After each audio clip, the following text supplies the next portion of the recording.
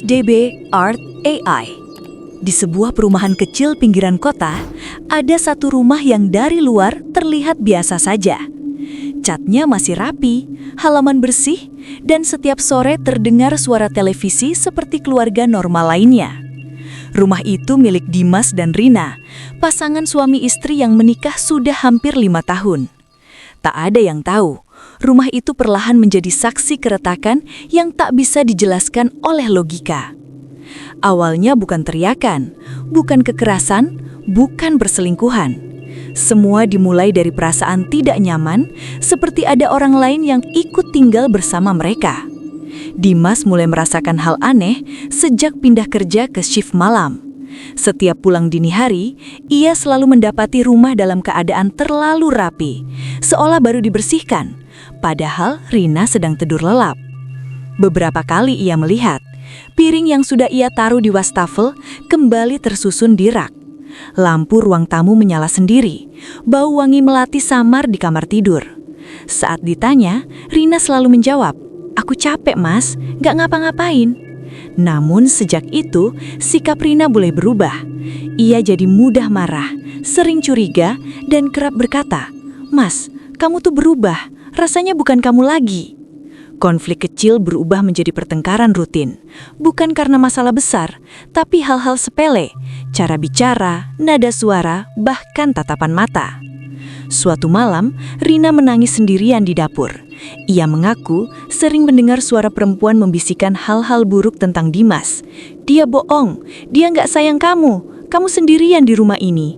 Yang lebih mengerikan, bisikan itu terdengar saat Rina sedang sendiri, tapi terasa sangat nyata. Sementara Dimas mulai bermimpi hal aneh. Seorang perempuan berambut panjang duduk di antara dirinya dan Rina di ranjang, membelakangi mereka seolah menjadi pemisah. Puncaknya terjadi saat tetangga depan rumah menegur Dimas. "Mas, tadi sore saya lihat istri Mas ribut sama perempuan lain di teras." Padahal saat itu Rina sedang di rumah orang tuanya. Sejak hari itu, suasana rumah berubah drastis. Udara terasa berat, jam sering berhenti sendiri di pukul 3.17, dan setiap kali mereka bertengkar hebat, selalu terdengar suara tawa pelan dari arah kamar kosong. Rina akhirnya mengaku, sebelum menikah, Dimas pernah punya mantan yang meninggal secara tragis dan belum sempat merelakan. Nama itu tak pernah lagi disebut, tapi rupanya ada yang belum pergi. Seorang ustadz yang dipanggil keluarga menjelaskan dengan tenang, "Ini bukan gangguan biasa, ini energi keterikatan, rasa cemburu yang dibawa mati." Makhluk itu tidak ingin merasuki, tidak ingin membunuh, ia hanya ingin memisahkan. Setiap pertengkaran adalah makanannya, setiap kecurigaan adalah kekuatannya. Selama ini, mereka bukan bertengkar karena benci, melainkan karena ada yang terus mengompori dari balik dinding tak kasat mata. Malam pengusiran dilakukan dengan doa dan penguatan batin. Saat itu, Rina sempat berteriak. "Dia marah, dia bilang aku gak pantas jadi istrimu." Lampu padam, angin berhembus keras dari dalam rumah. Lalu, sunyi. Sejak malam itu, rumah kembali normal. Tak ada lagi bau melati, tak ada bisikan, tak ada mimpi buruk. Namun bekasnya tetap ada. Hubungan Dimas dan Rina tak langsung pulih. Mereka belajar ulang membangun kepercayaan. Pelan, tapi nyata.